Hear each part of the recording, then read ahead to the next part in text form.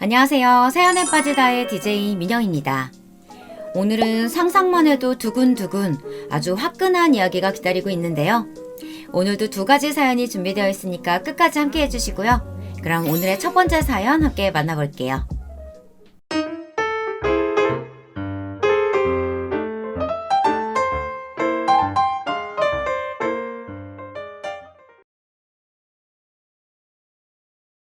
안녕하세요. 저는 사연을 애청하고 있는 30대 여성입니다.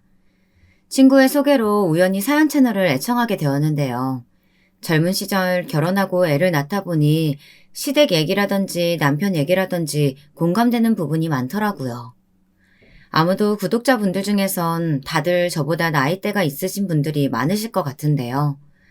그래서 인생 선배들에게 조언도 구하고자 제가 한 일에 대해 이야기도 좀 들려드리고자 이렇게 사연을 쓰게 되었습니다. 채택이 될지 안 될지는 모르겠지만 열심히 썼으니 꼭 채택되어 들려졌으면 좋겠습니다. 일단 저는 23살에 결혼을 했습니다. 사실 요즘 시대치고는 무척 빠른 결혼이죠. 제 주변만 봐도 아직도 결혼 안 하고 노는 친구들이 많은데 저는 벌써 아이도 초등학생이고 제 주변 학부모들 중 단연 젊은 편에 속한답니다. 우리 아들이 언제 이렇게 컸을까? 아들을 보다 보면 시간이 정말 빨리 흐르는 것 같다는 생각도 듭니다. 제가 이렇게 빨리 결혼을 서두르게 된 데에는 이유가 있는데요. 전 당시 제 남편에게 푹 반해버렸답니다. 대학 선배였던 남편은 그 당시에도 잘생긴 외모에 훈훈한 성격으로 이미 명성이 자자했습니다. 남편의 사소한 배려 하나하나에도 흔들리는 여학생들이 한둘이 아니었죠. 그런 남편이 제게 "우리 사귈래, 제이야?" 하고 말해온 순간부터 저는 이미 제정신이 아니었답니다. 사랑의 콩깍지가 단단히 씌어 이 사람과 결혼할 날만을 기다리고 있었죠. 남편은 군대도 갔다 오고 다시 복학을 한 상태라 저와는 나이 차이가 꽤 났었는데요. 저는 그런 점도 좋았습니다. 남편에겐 아빠 같은 푸근함이랄까 그런 게 있었거든요. 결국 저는 대학 졸업을 앞두고 프로포즈를 했습니다. 네, 제가요. "나 이제 당신이랑 평생 함께하고 싶어. 당신은 어때?" 떨리는 음성으로 묻는 제 말에 남편은 퍽 당혹스러워했습니다. 남편 입장에선 결혼 자금도 뭣도 아직까지 준비가 되지 않은 상태였던 거예요. 이제 막 취직을 앞둔 저희 둘이 결혼이라니 지금 생각하면 미친 짓이었죠. 하지만 그 미친 짓은 성사가 되고 말았답니다. 제가 아기를 가지면서요. 배부른 상태로 웨딩드레스를 입을 순 없었기에 얼른 서로의 부모님에게 인사를 드리고 상견례를 진행했습니다. 그리고 식장에 들어가게 되었어요. 아이를 포기하는 건 제 선택지에 없었어요. 우리한테 찾아온 소중한 아기를 난 절대 지우거나 하고 싶지 않아. 오빠는?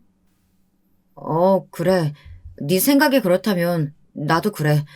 우리 한번 이쁜 애기 잘 키우면서 잘 살아보자. 돈은 내가 어떻게든 벌어올게. 남편은 이때 약간 주춤거리며 고개를 끄덕였는데 지금 생각해보면 남편에게 있어 결혼은 부담스러웠던 것 같습니다. 하지만 애도 생겼고 하니 어쩔 수 없이 동의를 한 거죠. 물론 과정이 순탄했던 것은 아니에요.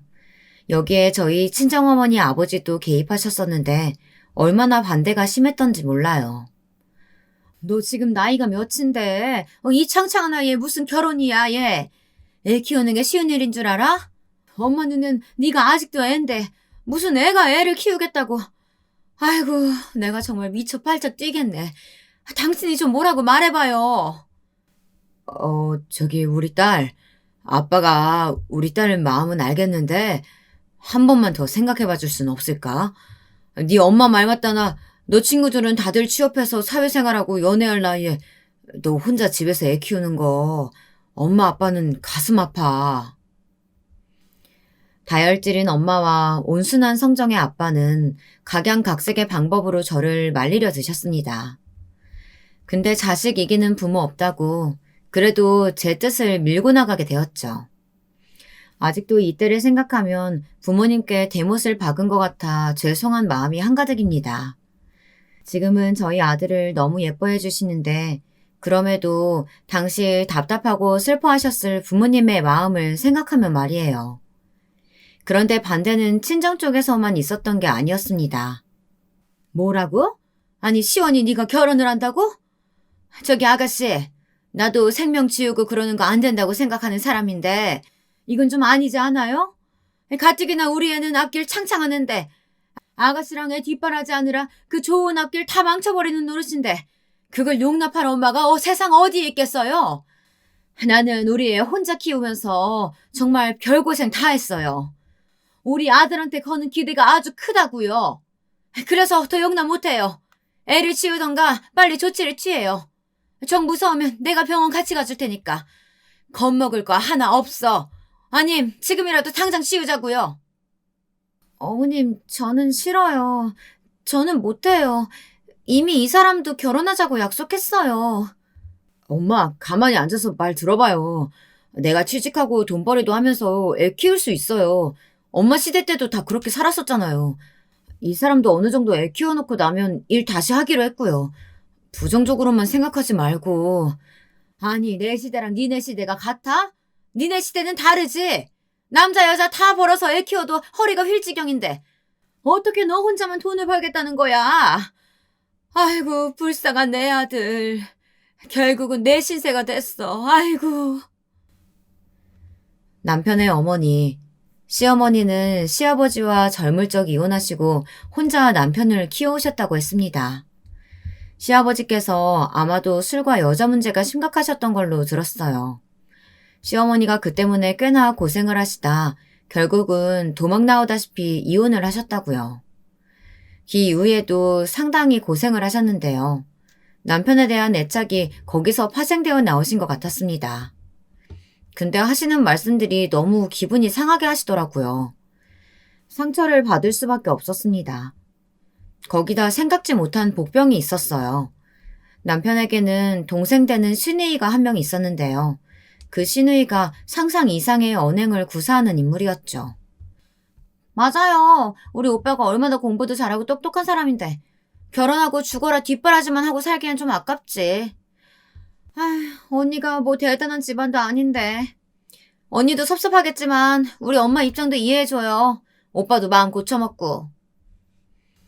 여기서 저는 상처를 받아 집을 확 뛰쳐나올까 싶었답니다. 다행히 겨우겨우 남편이 상황을 수습하려고 했어요. 어떻게든 결혼은 할 거고 식당도 잡아놨어요. 엄마, 걱정은 이해하지만 저희 잘 살 거예요. 그러니 더 이상 이 사람 기분 상하게 하지 마시고 좋은 마음으로 허락해 주세요. 부탁드려요, 엄마. 남편이 나름 이때 단호하게 말했던 것이 효용이 있었던 모양입니다. 남편의 말에 시어머니는 눈물을 글썽이시더니 자기 방으로 들어가 버리셨고 시누이도 아무 말 못했거든요. 아무쪼록 그렇게 해서 어찌어찌 결혼은 했지만 행복해야 할 결혼식장의 분위기는 그닥 좋지 않았습니다. 저희 친정부모님과 시어머니 쪽은 눈인사만 쓱 할 뿐 별다른 대화를 나누지도 않았고 시어머니는 특히나 결혼식 때 정말 많이 우셨는데요. 그 울음이 어쩐지 귀한 아들을 아깝게 보낸다는 서러움과 한탄의 눈물 같았거든요. 나중에 저희 친정엄마도 한마디 하시더라고요. 너희 사돈어른 말이야. 내 이런 말 안 하려고 했지만 아니 식장에서도 그렇고 상견례 때도 그렇고 너무 아들아들 하시더라. 아들 자랑에 사무친 사람처럼 뭘 그렇게 자기 아들이 어렸을 때부터 뭐 어쩌고 저쩌고. 엄마는 솔직히 듣기 좀 불편했다. 거기다 네가 떨어지는 수준도 아닌데 너를 은근히 낮추고 자기 아들이나 너나 같은 대학 나온 건 다 아는 사실인데 왜 그러신다니? 너 시집살이 당할까봐 엄마 너무 걱정된다. 아니에요, 엄마. 나 괜찮아. 우리 시어머니 말만 조금 험하게 하시지 속은 좋으신 분이야. 어제 반찬도 챙겨주셨어. 엄마를 안심시키기 위해 이때 이런 말을 하긴 했지만 당시 저는 시집살이로 꽤나 골치가 아파지고 있었답니다. 시누이와 시어머니가 쌍으로 합세해 저를 괴롭혀 대었었거든요. 시누이는 아직 대학교에 다니는 학생이었는데 대학교가 집에서 통학할 수 있는 거리라 시어머니와 함께 살고 있는 상황이었어요. 저희 신혼집은 시어머니 댁과 그리 멀지 않은 곳에 위치해 있었고요. 같은 서울이니 언제든 오갈 수 있는 거리였죠. 그래서인지 시어머니는 반찬을 핑계로 자꾸 신혼집에 드나드시더라고요. 언젠가는 시누이를 시켜 배달을 시키기도 하고요. 둘 중 한 사람만 정상이었어도 괜찮은데 둘 다 무례하게 이를 데 없으니 올 때마다 머리가 지끈지끈 아파왔습니다. 저는 당시 임신 중이어서 집에 있었고 남편은 취직해 신입사원으로 일을 하고 있던 와중이었는데요. 시어머니는 일을 두고도 많은 지적질을 하셨거든요. 아이고, 우리 아들은 오늘도 늦는 거니? 돈 버느라 등골 휘겠네 휘겠어. 거기다 신입사원이니 눈치 보느라 얼마나 고생이 많을 거야. 너 내가 해주는 반찬 꼬박꼬박 잘 해먹이고 있지? 하나라도 빠뜨리지 말고 해라. 국은 꼭 따뜻하게 데워서 해주고. 아무리 임신했다지만 여자가 그 정도 내줘도 못하면 안 된다. 여자가 달리 여자니? 남편이 밖에서 힘들게 고생하면 여자는 그런 남편 집에서라도 편히 쉴 수 있게 내조를 해줘야 하는 거야. 알겠어?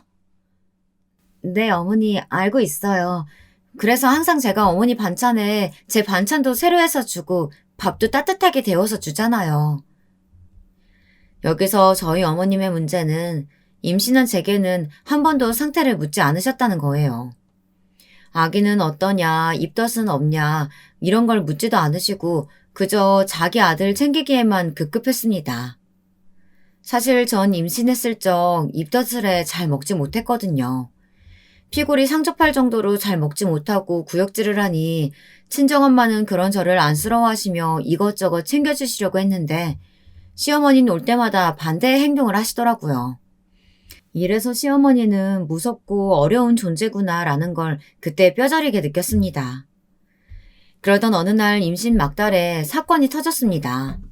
제가 화를 참지 못하고 제 감정을 고스란히 전달하게 되어버렸는데요. 어느 날인가 시누이의 어머니가 집에 오신다고 하더라고요. 사실 전 임신 막달이어 붓기가 심해 압박 스타킹을 신고 있었고 걷기도 힘들 정도라 그냥 집에서 쉬고 싶었는데 절 챙겨주시겠다고 굳이 오시겠다고 하는 겁니다. 어쩔 수 없이 드렸죠. 근데 시누이가 오자마자 저를 보고 깜짝 놀라더라고요. 아니 언니 왜 이렇게 살이 쪘어요? 세상에 다리가 무슨 코끼리 같아요. 어머머 웬일이야? 엄마 원래 임신하면 이렇게 돼? 나는 임신하기 너무 싫다. 몸매 다 망가질 거 아니야. 살 안 빠지면 어떡해요? 이게 대체 임산부인 저에게 할 말인가요? 배문증도 심하고 속쓰림도 심해 가뜩이나 기분이 불쾌했는데 한숨이 나오더라고요. 여기에 시어머니는 제 다리를 보고 낄낄 웃더니 과일이나 한 접시 내오라고 하더라고요. 특별히 너 생각해 백화점에서 산 과일이라면서요. 솔직한 마음으로 이깟 과일 필요 없으니 돌아가 달라는 말이 목구멍까지 치밀었습니다. 그래도 절 위해 과일에 이것저것 사들고 오신 정성을 봐서 겨우 일어나 과일을 깎아내왔습니다. 시누이와 시어머니는 보자마자 개눈 감추듯 자기들끼리 열심히 먹더라고요. 정작 당사자인 저는 사과 한 조각을 겨우 입에 물고 있었는데요. 아니 그나저나 새언니는 애 낳고 난 다음에 언제 일할 생각이에요? 요즘은 애 낳고 좀 있다가 바로 일하러 간다고 하던데. 저요? 글쎄요. 적어도 1, 2년 정도는 아이와 같이 있다가 맡겨줄 기관 찾고 해야 할 것 같은데요. 저는 아이 옆에 있어주는 게 중요할 것 같아서요. 물론 프리랜서로도 할 수 있는 일들을 찾아보긴 할 거고요. 뭐 번역이라든지. 그럼 무조건 그래야지. 내 아들 혼자 고생시키는 건 절대 안 된다. 너는 특히나 친정 집안도 변변치 않으니까 도움받을 데도 없잖니? 여자도 생활력 강해야 돼. 저를 흘겨보는 시어머니의 눈초리에 저도 모르게 살짝 주눅이 들었습니다. 그러면서 화도 나고요. 도대체 저를 챙겨주겠다고 왔다면서 지들끼리 어느 순간 TV 보고 깔깔거리고 웃는데 어디가 저를 챙기는 건지 모르겠더라고요. 그러다 TV 채널에 나오는 연예인을 보더니 시누이가 이런 말로 저를 건드리더군요. 여기서 폭발해버렸죠. 둘은 TV 채널에 눈을 고정하며 작은 목소리로 속삭이기 시작했습니다. 와 엄마 저 연예인 대단하다. 출산하고 다이어트해서 3개월 만에 복귀한대. 댄서라는데 몸매 짱이다. 우리 세연이도 저렇게 되려나? 세연이 원래는 이쁘장한 얼굴이었는데 임신하고 보니까 완전 망가졌잖아. 아, 얼른 복귀해야 할 텐데. 왜 여자들 출산하면 아줌마 되는 거 순식간이라잖아. 신우이의 무례한 말에 시어머니는 꾸짖기는커녕 더한 말로 받아치더라고요. 그러니까 말이다. 나도 오늘 너무 놀라서 사실 할 말을 잃었다. 화장한 얼굴만 보다가 화장기 없는 얼굴에 저렇게 뚱뚱한 몸 보니까 아유, 허우대는 멀쩡한 줄 알았는데 내 아들은 왜 저런 거에 혹한 건지. 뭐에 홀려도 단단히 홀린 거지.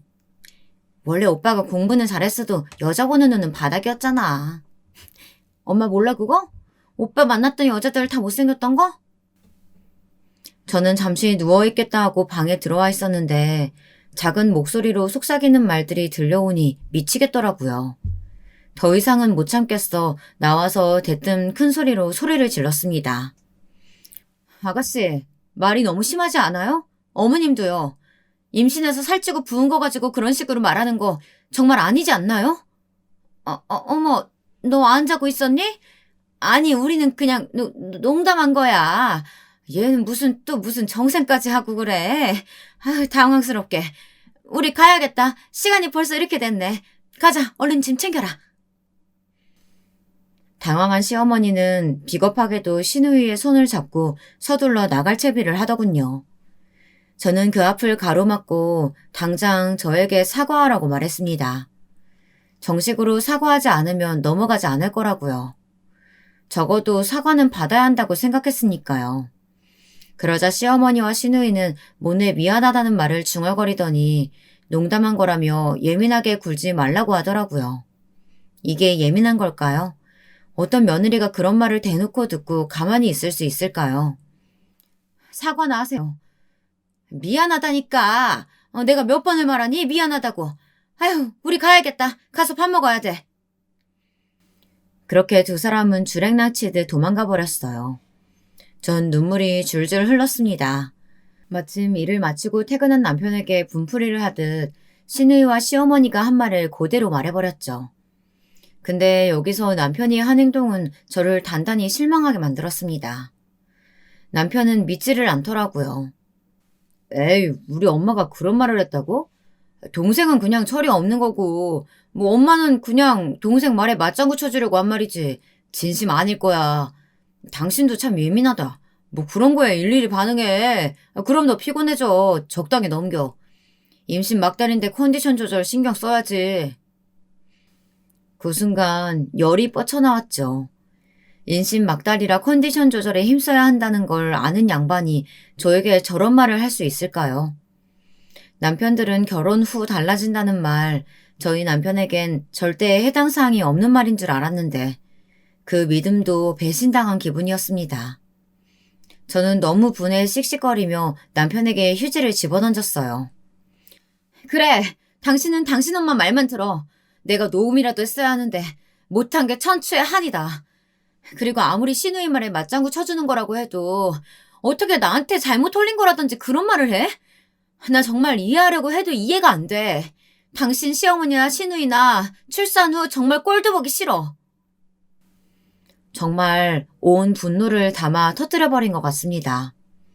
너무 화가 나서 몸이 부들부들 떨리기까지 하는데 그 와중에 뱃속의 아이도 걱정이 되더군요.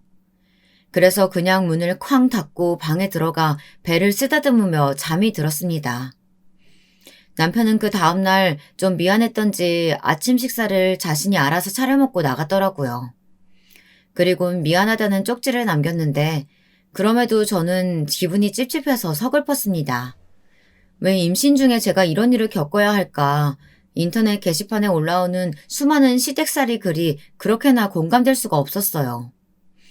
아마 그때부터였을 거예요. 저는 익명의 이름으로 유명한 맘카페 게시판에 시집살이에 대한 곤혹을 글로 올리기 시작했어요. 거기선 많은 분들이 저의 마음을 위로해 주시고 힘내라며 적극 공감을 해 주시더라고요. 얼굴도 모르는 사람들이었지만 얼마나 고마웠는지 모릅니다. 그 사람들이 삶아떼고 사는 남편보다도 훨씬 나았죠. 저희 친정엄마는 제가 겪은 일을 자세히는 모르셨지만 늘 걱정을 하시곤 했어요. 너 언제든 수틀리면 친정으로 와. 알았지? 그 집에서 계속 고통받으며 있을 바엔 엄마한테라도 와서 쉬어. 그게 뱃속 애기한테도 나을 테니까. 알겠어, 엄마. 고마워. 그 시절 제 목소리는 늘 기운이 없었기에 친정엄마는 더 걱정을 하셨던 것 같아요. 그러다 출산 후 한참을 아이 돌보기에 여념이 없을 무렵엔 시댁에 더 이상 신경이 가지 않게 되었죠. 저희 친정엄마는 먼 거리임에도 불구하고 꼬박꼬박 오셔 저와 아기를 챙겨주셨습니다. 이때는 시어머니와 시누이가 처음으로 저에게 잘해주신 시기이기도 했습니다. 출산 선물이라고 이것저것 갖다 주시기도 하고 평소에 안 하던 다정한 말씀을 해주시기도 하시더라고요. 아이 낳느라 수고했다면서 우리 집에 귀한 씨를 갖다 줘서 고맙다며 언제든 필요한 거 있으면 말하라고. 친정엄마도 이 말씀을 옆에서 들으시곤 많이 안심했답니다. 저희 친정엄마 있을 때 시어머니가 오신 적도 있었는데요. 그때 엄마와 시어머니 사이가 회복되었어요. 사부인, 저는 이렇게 우리 며느리 챙겨주지도 못해서 늘 죄송한 마음뿐이네요. 사부인이 아무래도 친정엄마시니 저보다 훨씬 나으실 테지만요. 저번에 우리 아들한테 들으니까 출산 이후에 골반도 통증이 심하고 관절도 아프다고 하더라고요. 그래서 제가 그 좋은 곳 마사지 등록해놨어요. 사부인도 먼 거리 왔다 갔다 하시느라 힘드실 텐데 같이 마사지 받으세요. 아이고, 감사해요. 그렇게 신경 써주시니 몸둘 바를 모르겠네요. 감사해요. 저야말로 반찬도 챙겨주시고 우리 아이 이쁘게 봐주신다고 해서 늘 감사한 마음 가지고 있었습니다. 마사지 잘 받고 올게요. 감사해요. 네, 제가 해드릴 수 있는 게 그뿐이네요. 결혼식장 이후 처음으로 오나운 분위기가 형성되었는데요. 상견례 때와는 유독 상반된 분위기였답니다. 그 외에도 시어머니는 흑염소 집이 좋다면서 약을 지어주시기도 하고 여러 가지로 신경을 써주셨답니다. 남편도 태어난 아기를 보니 정신이 들었는지 아기 돌보는 것도 번갈아가며 도와주고요. 신랑도 도와주고 친정어머니도 도와주고 생각지 못했던 시어머니에게까지 도움을 받으니 새삼 마음이 따뜻해지는 기분이었습니다. 시누이도 가끔 와서 우리 아기를 보고 가곤 했는데 꼬물거리는 아기가 너무 귀여운지 세상 감탄은 연발하곤 했습니다. 언니, 전 아기가 이렇게 귀여운 건지 모르고 있었어요. 와, 인스타나 이런 걸로 보는 거랑은 실물로 보는 거랑 완전히 달라요. 언니 아무튼 힘든 거 있으면 저 부르세요. 장 보는 거나 이런 거 도와드릴게요. 물론 몸의 통증은 여전히 심했지만 그때는 시누이와도 사이가 좋았던 시기였어요. 하지만 그러던 어느 날부터 집안에 슬슬 먹구름이 드리워지기 시작했어요. 시어머니가 언젠가부터 자꾸 아기 사진을 요구하시고 영상통화를 하고 싶다고 연락하시더라고요. 어쩌다 제가 깜빡 잠이 들어 연락을 못 받으면 그건 그거대로 섭섭하다고 화를 내시고요. 저기 어머님, 제가 깜빡 잠들어서 그런 건데 왜 그렇게 화를 내세요? 내가 우리 손주 한번 얼굴 보겠다는데 넌 집에도 못 가게 하고 애 얼굴도 안 보여주니까 내가 그럼 서럽지 안 서럽니? 어머니, 제가 언제 오지 못하게 했어요. 사진 안 보내드렸던 것도 아닌데. 니네 친정엄마가 거기 상주하듯 있으시잖아. 그럼 내가 갈 수가 있겠어? 그거 나 오지 말란 소리 아니냐? 내 참 치사해서 말 안 하려고 했다만 말이야. 그리고 당장 네 엄마 돌아가라고 해라.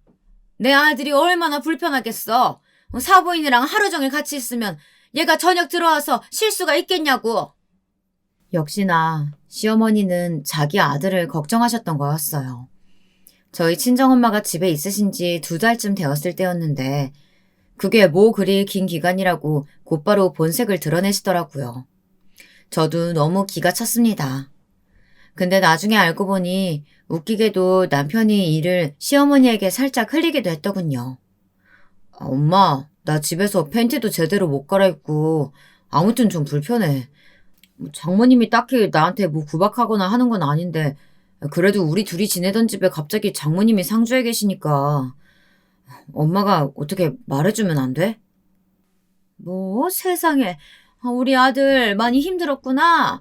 엄마가 그건 미처 생각을 못했네. 손주만 신경 쓰느라. 우리 아들은 정작 신경을 못 썼어. 분명 이런 말을 주고받은 게 틀림없었습니다. 저는 그 후로 시어머니의 압박 아닌 압박에 시달리게 되었고 남편에게 시어머니에게 무슨 말을 한 거냐고 물었습니다. 그러니 남편은 우물쭈물하며 솔직히 불편했다고 털어놓더라고요. 미안해하는 표정으로 그렇게 말하는데 남편 심정을 모르겠는 것도 아니고 반대로 생각해도 그럴 것 같아 결국은 엄마에게 이제 괜찮다며 집으로 가셔도 된다고 했습니다. 다행히 집 근처에 괜찮은 마사지 샵이 있어 남편에게 애를 맡기고 거기서 몸을 풀자고 생각했어요. 정말 괜찮겠어? 엄마는 우리 딸 옆에 있어주고 싶은데 너 이렇게 아파하는데 두고 가는 것도 마음 쓰이고. 아니야, 괜찮아. 엄마도 아빠 밥 챙겨주고 해야지. 아빠 집에 혼자 있느라 외로울 거야. 엄마도 제 설득에 못 이겨 돌아가셨습니다. 그런데 그 무렵 생각지도 못한 일이 일어나고야 말았습니다. 시누이가 드디어 취직에 성공한 것이죠. 한동안 취직을 하지 못해 우울해하는 것 같더니 좋은 회사에 붙었다고 하더라고요. 시누이는 저나 남편보다 사실 학벌이 좋았는데 그에 맞게 대기업에 취직 못해 힘들어했거든요. 시어머니는 일을 두고 집에 경사가 났다고 그러시면서 아기를 데리고 오라며 파티를 열어야겠다고 했습니다. 마음속으론 시어머니와 또 마찰이 빚어질까봐 걱정스럽긴 했지만 그래도 축하하는 자리니 선물도 사들고 좋은 마음으로 찾아갔어요. 제가 준비한 선물은 회사 사무실에서 책상에 놓고 쓸만한 가습기였어요. 시누이가 평소 건조한 피부라 보습크림이나 이런 걸 잔뜩 바르고 다녔거든요. 나름 쓸모있는 선물이라 생각했죠. 근데 시어머니가 준비하신 대형 케어를 자르고 선물을 전달했더니 시누이 표정이 달라지는 거였습니다. 어머, 가습기네요? 왜요? 아가씨 평소 건조함 많이 타잖아요. 그래서 필요할 것 같아서요. 아, 이거 근데 세연이 혹시 얼마짜리예요? 비싼 거죠? 너무 싸구려면 성능도 그렇고 괜히 쓰레기만 될 것 같아서요. 쿠폰 받아 사긴 했지만 5만 원 넘었어요. 성능 괜찮은 걸 거예요. 시누이는 어쩐지 대답을 듣고도 석연찮은 표정이었습니다. 제가 의아한 표정을 지었더니 거기다 대고 시어머니가 대신 대답을 해주시더라고요. 아유, 가습기는 못하러 사오니? 얘는 명품백이나 지갑 같은 거 좋아해. 그런 거 차라리 선물로 사주지 그랬냐? 가습기는, 아유, 너네 돈이 그렇게 없냐? 아니, 없다고 해도 이건 정성이 아니지. 선물은 정성이 듬뿍 들어가 있어야 하는데. 순간 당황스러웠죠. 남편도 옆에서 그래도 선물에 그런 말씀 하지 말라 덧붙였지만 시어머니의 막말 행진은 계속되었죠. 아니 그렇잖냐. 우리 딸이 이제 대기업 들어갔으니까 돈도 잘 벌어다 올 거고 그럼 며느라가 너한테 떨어지는 콩고물도 있을 텐데 그런 거 생각해서라도 가습기 같은 선물 너무 약소하지 않냐 이 말이야. 이건 뭐 친구한테나 하는 선물 같은데 가족끼리 주고받는 선물은 달라야지. 우리 이제 한 가족 아니냐? 맞아요. 새언니 좀 섭섭하긴 하네요. 뭐 명품이니 뭐니 그런 게 중요한 게 아니고 저는 그냥 좀 가격대에 있는 쓸모 있는 걸 기대하긴 했거든요. 제가 생각보다 눈이 높아서요. 뭐 어쨌든 저 생각해서 준비해 주신 선물이니까 받긴 받을게요. 신우이의 말을 끝으로 분위기는 아주 서늘해졌습니다. 그리고선 저나 남편 둘 다 할 말을 잃은 채 집으로 돌아왔습니다. 왜 제가 거길 구태여 갔는지 후회가 되더군요. 거기서 제대로 한마디 하고 나오지 못한 것도 후회가 되었고요. 제 마음을 지금이라도 전화를 걸어 표현할까 하다 그만두었습니다. 대신 앞으로 그냥 명절 말고는 이런 행사는 가지 않겠다고 다짐했죠. 가서 늘 이상한 소리만 듣고 오는데 왜 가고 싶겠어요. 시누이나 시어머니 둘 다 속물에 얄미운 인간들이었는데요.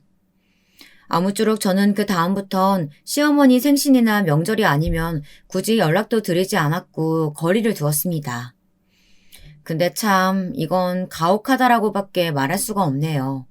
달력을 보니 이 일이 있고 다다음 주가 바로 명절인 거예요. 그놈의 명절 분명 시어머니 성격상 아침부터 와서 준비하라고 할 게 뻔했죠. 저는 그래서 남편에게 미리 선언했습니다. 이번 명절 나는 적당히 일하고 올 거야. 우리 친정도 가야 하니까 당신이 그건 알아서 시간 신경 써주고. 알겠어. 걱정하지 마. 당연히 지금 몸도 성치 않은데 무리해서 일하면 안 되지. 내가 도울게. 분명 남편은 그렇게 말했습니다. 근데 세상에 명절 당일이 되기도 전 하루 전 시어머니께서 전에게 전화를 걸어와선 자고 가라고 하시더라고요. 자고 가라고요?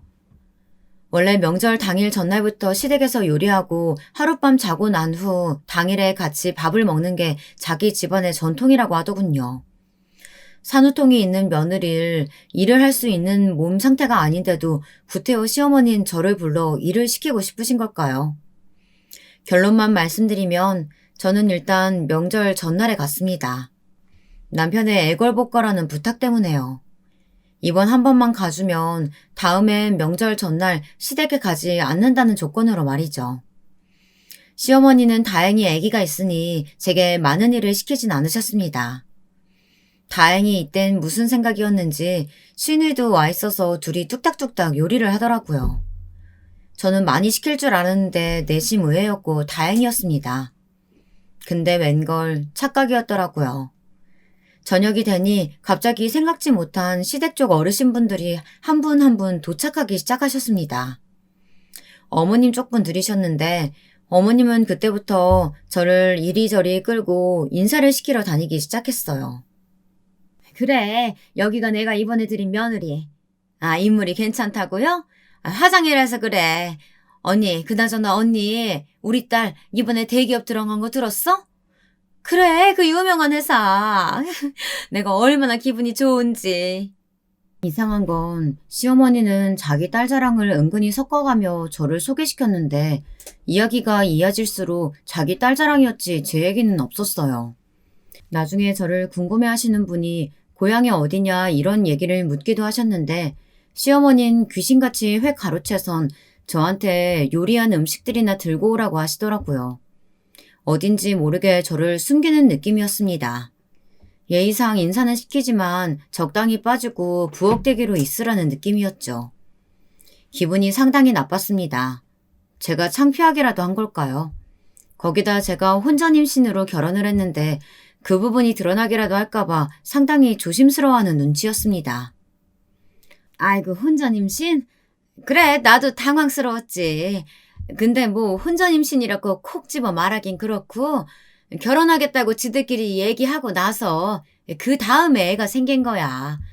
나도 엄청 반가웠지. 복덩이 손주가 생기는 건데 요즘 애들은 애를 늦게 낳아 문제잖아. 젊은 나이에 애 낳으니 우리 손주가 얼마나 영특하겠어? 이런 거짓말까지 하시더라고요. 애를 지우라고 그렇게 반대하셨던 분이 말이에요. 너무나 가식적이고 치사하다는 생각마저 들더군요. 그리고 이날 시누이는 어느 순간부터 저에게 설거지를 맡기고 자기는 어른들 있는 곳에 턱하니 앉더니 수다를 떨어대더라고요. 저는 완전히 뒷전으로 한 채로요. 제가 좋지 않은 관절로 그 그릇들을 다 정리하고 있으니 힘들어 보였는지 어머님 친정 쪽 어르신 한 분이 도와주시겠다고 나설 정도였어요. 나중에 제가 남편을 제 쪽으로 불러 설거지를 시키니 시어머니의 불호령이 들려왔습니다. 예, 왜 남자를 부엌에 들이려고 하니? 애는 내가 보고 있을 테니까 시원히 이쪽으로 보내라. 우리 아들도 어르신들 오랜만에 만나는 거라 할 얘기 많어. 저기 미안해 여보. 조금만 수고해줘. 남편은 그러고 조용히 나가버렸습니다. 저 혼자 설거지를 하는데 눈물이 뚝뚝 떨어지더라고요. 뭐가 그렇게 서러웠는지 모르겠어요. 결국 저는 하던 설거지를 끝내고 애기를 데리고 밖으로 나가려고 했어요. 근데 갑자기 시누이가 저를 붙잡더군요. 언니 어디 가요? 언니 정리 다 했어요? 언니도 몸 아프겠지만 나도 요즘 회사 일이다 뭐다 해서 몸이 안 좋아요. 감기 몸살까지 있는데 아까 언니 위해서 요리까지 했잖아요. 언니가 마저 얼른 정리해요. 다 정리했어요. 가볼게요. 헐, 언니 지금 친정집에 가겠다는 거예요? 언니 미쳤어요? 아니 무슨 버르장머리가 그래요? 여기서 하룻밤 자고 가야 되잖아요. 우리 엄마 말 못 들었어요? 아가씨 어머님 말 다 들었고요. 저 갈 테니까 붙잡지 마세요. 아무것도 없이 시집 왔으면 집 분수를 알아야지. 언니, 막말로 우리 오빠 경제력에 기대어 살고 있으면 시댁에서 눈치껏 행동해야 되는 거 몰라요? 눈치가 없는 거야, 멍청한 거야. 우리 오빠가 돈 벌어다 주니까 지금 아주 기세가 등등하죠? 아가씨! 제가 버럭 화를 내자 급기야 어머니 쪽 친정 어르신들부터 시작해서 다 몰려들기 시작했습니다. 시어머니는 제가 아기를 들고 현관에 서 있자 역시 똑같이 화를 내셨습니다. 너 뭐 하는 거냐, 제정신이냐. 이젠 다 진절머리가 났는지 똑같은 동어 반복이라 지겨웠네요. 저는 그냥 아기를 업고 죄송하다 말하곤 현관문을 열어버렸습니다. 나중에 남편한테 짐을 다 챙겨오라고 문자만 보내고요. 당시 친정집에도 가야 했는데 도저히 기운도 없고 눈꺼풀이 천근만근이더라고요. 엄마가 너무 보고 싶었지만 이대로 친정집에 간다면 눈물만 흘릴 것 같아 그대로 집 소파에 쓰러져 잠에 빠졌습니다. 그러다 제가 깬 건 아주 차디찬 물벼락세례 때문이었어요.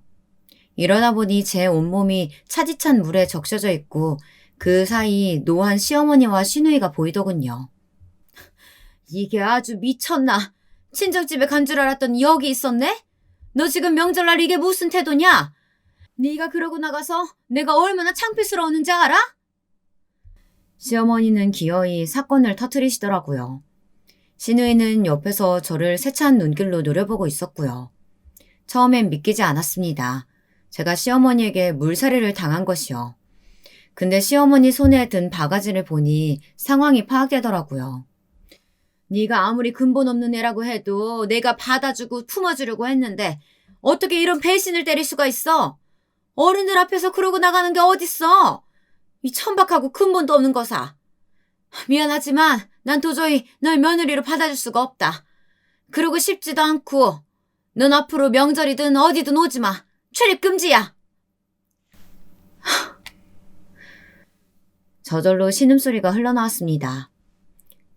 어머님, 말 다 끝나셨어요? 그럼 제가 할게요. 저 더 이상 어머님한테 질질 끌려다니고 싶지 않아요. 아가씨 막말도 더는 못 참겠고요. 저 출산하고 나서 반짝 잘해주셨던 거 그거 생각해 참으려고 했는데 안 되겠네요. 네, 출입금지 제 입장에서도 환영입니다. 전 앞으로 일절 시댁에 가지 않을게요. 며느리 노릇도 안 하겠습니다. 남편만 보낼게요. 저도 이제 착한 며느리 노릇 안 하고 살래요. 뭐? 너! 시어머니는 너무 황당했는지 바가지 든 손을 부들부들 떨고 말을 못 이었습니다. 시누이도 어이가 없는 얼굴로 지엄마한테 한 말 취소하라고 소리를 지르더라고요. 사람 같지도 않은 것들의 말 더 듣고 싶지 않아 아기가 있는 방으로 가려고 했어요. 근데 그때 비밀번호 누르는 소리가 들리더라고요. 그리고 예상치 못한 얼굴이 등장했어요. 바로 저희 친정 엄마와 아빠였습니다. 오지 않아서 걱정해서 와봤더니 아니 이게 무슨 일이냐? 알고 보니 제가 날짜를 착각해 명절 당일날 가겠다고 한 걸 모르고 전날 간다고 말해버렸던 거예요. 엄마와 아빠는 당황해서 물에 흐트러진 머리와 얼굴을 멍하니 바라보시더니 이내 상황이 파악되었는지 시어머니를 보고 묻고 따지기 시작했습니다. 사부인, 아니 우리 애한테 무슨 짓 하신 겁니까? 설마 애한테 물이라도 끼얹으신 거예요? 우리 애가 무슨 못할 짓을 했다고 이런 짓을 하신 건데요? 제이야, 말해봐라. 그게 아니라요. 저는 울컥 올라오는 감정으로 엄마 아빠에게 다 말을 했습니다. 이때 놀랐던 것이 평소 늘 조용하고 온순하셨던 아빠가 많이 노하셨는데요. 시어머니의 멱살을 잡을 기세로 소리를 치자 시어머니도 잔뜩 기가 죽으셨더라고요. 우리 딸에게 시집살이 시키고 있다는 건 들었습니다. 마음에 들지 않으신다는 것도요. 그렇다고 물세례 끼얹고 할 건 뭐랍니까? 이게 며느리한테 할 수 있는 행동이랍니까? 제 상식으로는 도저히 이해가 안 되네요. 저기요, 사돈어른 친정하시고요. 저도 감정이 조절이 안 돼서 그랬어요. 애가 갑자기 나가버려서요. 저도 입장이 난처했다고요. 아무리 그래도 물세례는 아니죠. 어디서 말을 얹으십니까? 시어머니는 저희 친정아빠에게 그렇게 한바탕 혼이 나고선 돌아가셨답니다. 저는 친정엄마 아빠에게 그날 많은 소리를 들었고요. 이런 일이 있었다면 친정으로 올 것이지 왜 여기 와서 혼자 슬퍼하고 있었냐고요. 친정 엄마 아빠 말씀을 듣는데 결혼하면 친정이 더 소중해진다고 하더니 이런 감정이구나 확연히 느꼈어요. 너무 고맙고 죄송하더라고요. 고마워 엄마 아빠. 덕분에 나 한동안 기 펴고 살 것 같아. 너무 고맙고 너무 미안하고 그래. 결국 그 사건으로 인해 시어머니는 저한테 어떤 간섭도 하지 않으셨고 시누이 역시 마찬가지였습니다. 다만 남편만은 어딘지 뾰루퉁한 기색으로 있었죠. 겉으론 회사 일이 힘들어서 표정이 안 좋다고 이야기를 했지만 분명 자기 엄마가 저희 친정 엄마 아빠에게 한 소리 들은 게 마음에 안 들었던 것 같습니다. 저도 그런 말을 하는 남편에게 정이 조금 떨어졌고요. 그러고 한동안은 아이를 키우느라 정신없는 몇 년을 보냈습니다. 아이에게 집중하니 오히려 남편도 눈에 잘 안 보이고 신경도 덜 쓰게 되더라고요. 부부 사이는 꽤나 삭막해졌지만 그래도 아이가 있으니 남편도 나름 노력은 하고 저도 아이를 위해선 뭐든 열심히 하는 엄마가 되었습니다. 그러다 아이를 기관에 맡길 수 있는 나이가 되었을 때 회사를 들어갈 수 있는 기회가 생겼는데요. 그건 바로 저희 엄마 쪽 외삼촌이 운영하시는 회사였어요. 외삼촌은 당시 큰 회사를 운영하고 계셨는데 제게 먼저 제안을 하시더라고요. 나이가 많지 않으니 지금이라도 얼른 경력을 쌓고 시작을 했으면 하셨어요. 이젠 시대가 달라졌어. 여자도 일을 해야 경제력도 갖추고 할 수 있지. 그리고 알다시피 나는 결혼도 안 했으니 회사 물려줄 사람도 딱히 없지 않냐. 제이 네가 여기 삼촌 회사 와서 열심히 일해봐라. 너가 적성에 맞고 잘하면 삼촌은 너한테 회사 물려주고 싶다. 삼촌이 그렇게 말해주시면 저야 너무 감사하죠. 사실 어디서 일을 해야 하나 마트라도 가야 하나 고민 많았는데 너무 감사해요. 저 열심히 할래요. 삼촌은 늦은 나이까지도 장가를 가지 않고 계셨고 워낙에 일만 하시던 분이라 연애도 안 하시곤 했었습니다. 그래서인지 저에 대한 애정이 남다르셨는데요. 삼촌이 주신 기회라 더 소중하고 감사하더라고요. 그래서 회사에서도 밤늦게까지 집에서 아이 보며 열심히 일을 했어요. 그러다 보니 서서히 직급도 올라가고 어느 정도 회사에 대해 업무 파악도 다 되어가던 쯤이었습니다. 남편은 제가 버는 돈이 자신보다 훨씬 많으니 드러내놓고 기뻐하더라고요. 제가 버는 돈이 늘어나자 집도 넓은 평수로 옮겨갔고 생활비도 넉넉해졌거든요. 여보, 나는 능력 있는 여자들 참 좋아했는데 여보가 그런 사람이 될 줄은 정말 몰랐어. 진짜 멋있어. 여보, 당신 그 회사 꼭 물려받았으면 좋겠다. 나 조기 은퇴하고 평생 놀게. 집안일은 내가 할게. 남편은 제가 돈을 잘 벌자 눈에 띄게 태도가 달라졌습니다. 전에는 집안일도 하기 싫어하고 양육도 하기 싫어하더니 이젠 제가 시키면 바로바로 일어나 하더라고요. 사람이 돈 앞에선 어쩔 수 없단 말이 이런 말인가 봐요. 옛날 시대라면 남자들이 바깥에서 일을 하고 여자들은 집에서 일하는 게 당연하지만 시대가 바뀌면서 여자도 돈을 벌 수 있게 되니 이런 현상도 생기게 되는 거죠. 문제는 시댁이었습니다. 돈을 밝히는 시누이와 시어머니, 이 두 사람이 어느 순간부터 자주 연락을 해오기 시작한 거예요. 아니 우리 아가 어떻게 지내나 해서 연락해봤지. 바쁘다고? 그럼 시애미가 나중에 연락하마. 그나저나 내 생일인 거 알지? 바쁘더라도 꼭 참석해주면 좋겠어. 너무 바쁘면 어쩔 수 없고. 새언니 뭐하고 사세요? 전 요즘 애들 보느라 하루하루가 벅차네요. 언니 생각이 부쩍 많이 나는 거 있죠? 애 낳고 나서 당당하게 일하는 새언니가 너무 부러워요. 저 이제 경력도 단절돼서 어디서 일도 못할 텐데. 아무튼 언니 시간 나면 꼭 봐요. 차라도 한잔 하자고요. 연락 기다릴게요, 언니. 저를 아가라고 부르는 시어머니와 결혼 후 제 생각이 난다는 시누이. 이 두 사람의 알랑방교에 코웃음이 터졌습니다. 제가 돈이 없었을 땐 그렇게 부려먹고 하대하던 사람들이 돈이라는 권력이 생기니 이렇게나 달라붙더라고요. 괘씸하지만 일단 이 순간을 조금 즐기기로 했습니다. 만나자면 시간 날 때 만나주고 그런 식으로요. 그때마다 시어머니는 자기 생일날 어떻게든 더 좋은 선물을 받으려고 하시고 시누이도 아기 키우느라 돈이 너무 많이 들어간다는 말을 그렇게 하더라고요. 시누이가 대기업에 들어가긴 했지만 아이를 낳으면서 일을 그만두었고 시누이 결혼한 남편 쪽은 형편이 좋지 않았거든요. 우리 딸 생각하면 안쓰러워 죽겠다. 저 조건이면 훨씬 잘난 남자 만날 수 있었을 텐데 얼굴만 보고 결혼해가지고 저런 집안에 시집 가버렸지 뭐니. 그래서 얘가 얼굴이 폭삭 늙었어. 그래도 뭐 든든한 새언니 있으니 뭐가 걱정이겠어. 나도 네가 내 며느리라 참 든든해. 그나저나 우리 아들 통해 전달한 상품권은 잘 받았다. 공 하나 더 붙었으면 좋았으련만. 그래도 만족해. 제가 시어머니에게 30만 원짜리 상품권을 전달해 드린 적이 있었는데 시어머니는 우스갯소리라며 공이 하나 더 붙으면 하고 이야기를 하더라고요. 역시 변한 게 없구나 속으로 생각했습니다. 그리고 전 일부러 내년 생일 선물도 똑같은 금액의 상품권을 선물로 드렸어요. 더 무언가를 해주고 싶지 않았거든요. 근데 여기에 단달이 뿔이 나신 건지 차마 예상치 못했어요. 그 다음 이어질 일이 정말 놀랄 노자였습니다. 다가오는 추석날 저는 괜찮은 곳에 명절 음식을 주문하고 할 수 있는 만큼 해가서 시댁에 도착했습니다.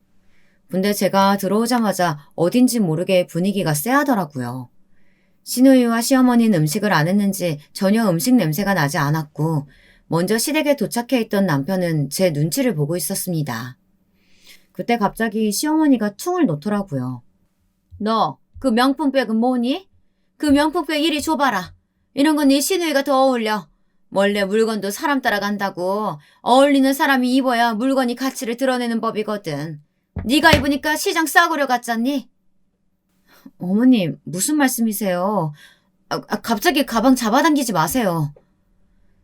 시어머니는 갑자기 제 가방을 잡아당기며 벗으라고 하더니 홀랑 시누이에게 던져버렸어요.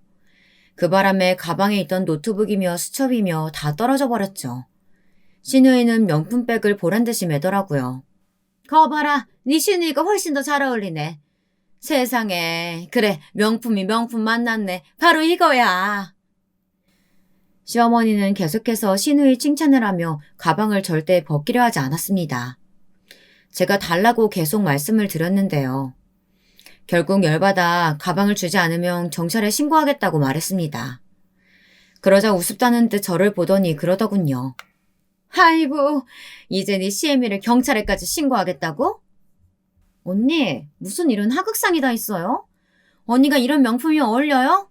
솔직히 말해서 갑자기 돈이 없다가 생기니까 언니도 어색하죠? 이런 거 다 사람 찾아가는 거거든요. 우리 집은 원래 돈 있는 집안이니 난 이런 거 거쳐도 자연스럽잖아요. 언니같이 없는 집안에서 자란 사람들은 애초에 명품이면 몸에 어울리지도 않죠. 시누이가 거기서 맞받아치니 저는 이 우습고도 웃긴 꼬라지를 더 참아줄 수가 없었습니다. 사람은 할 말을 하고 살아야 한다고 하잖아요. 화병 생기지 않으려면 이 방법밖에 없더라고요. 곧장 저는 핸드폰으로 112에 전화를 걸었습니다. 시어머니는 제가 경찰에 전화하는 걸 듣고서야 핸드폰을 뺏으려고 난리를 쳤지만 저는 다 말하고 바로 끊어버렸습니다. 시어머니는 여기에 더 노하셔서 이혼당하고 싶냐 하는데 이번엔 제가 말을 가로채버렸죠. 네, 물론 이혼도 해야죠. 당연한 거 아니겠어요? 명품 잘 어울리는 집안의 아드님 돌려보내드릴게요. 반품해 드릴 테니까 한번 같이 살아보세요. 저는 저대로 잘 살 테니까. 몇 분 후 경찰이 도착했을 때 전 어떻게 된 건지 이야기하고 저희는 다 같이 경찰서에 가게 되었어요. 경찰 쪽은 가족 내의 일이니 원만하게 마무리되길 바라는 눈치였습니다. 시어머니도 그제야 싹싹 빌더군요. 그래, 내가 잘못했다. 생각이 짧았어. 근데 나도 돈으로 네가 유세 부리는 게 너무 꼴보기가 싫어서 그랬다. 네가 우리 아들 조종하는 거 보고 있자면 가슴에 화병이 날까 그런 거야. 내 생각이 짧았으니까 이제 제발 그만하자. 응? 이혼 얘기도 넣어두고. 어머님, 제가 언제 어머님 아들 조종했나요? 어머님 아들은 제 돈으로 지금 너무 잘 살고 있는데요. 온갖 사치하고 하고 싶은 거 다 하면서요. 전 어머님께 유세 같은 거 부린 적 없어요.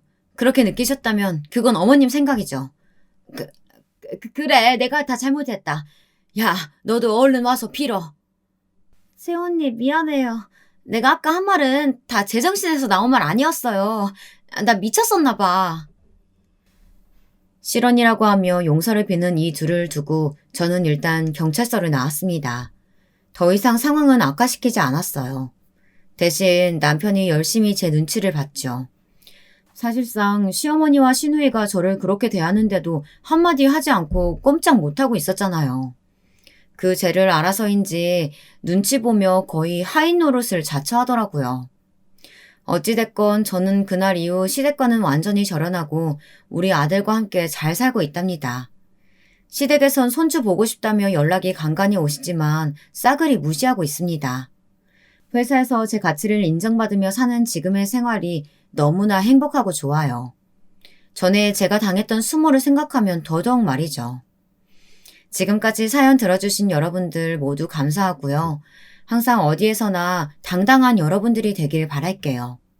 우리 같이 화이팅해요.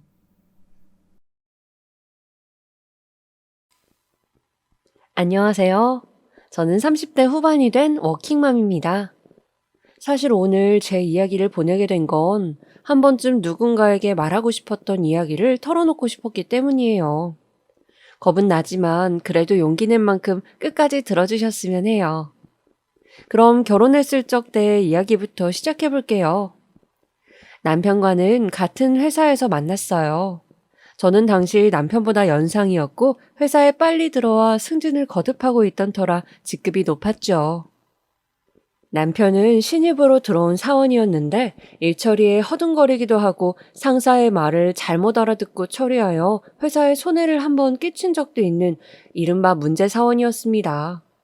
하지만 그런 점이 저에게는 가끔씩 귀여움으로 느껴질 때도 있었어요. 순하고 착한 데다 실수를 할 뿐이지 사람 자체가 나쁜 건 아니니까요. 특히나 당황한 감정을 숨기지 못할 때가 귀엽게 느껴졌어요. 그러던 어느 날 남편이 저와 함께하는 프로젝트에서 또 작은 실수를 하고 말았고 허둥지둥 사과를 하기 시작했어요. 죄송합니다, 수연님.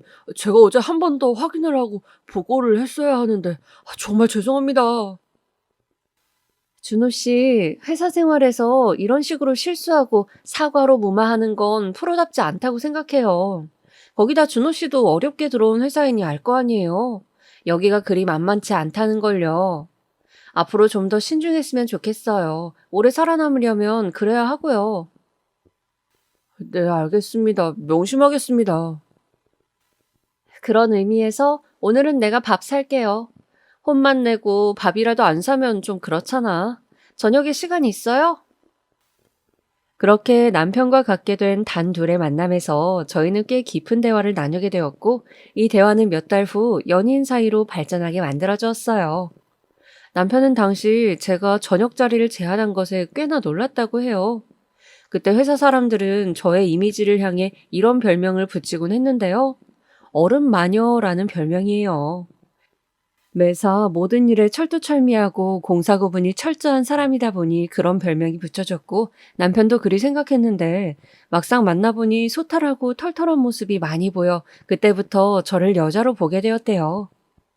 잠깐 여기서 저의 성격과 그 성격이 만들어지게 된 배경을 말씀드리자면 저는 어렸을 적 꽤나 엄격한 집안에서 교육을 받고 자랐어요.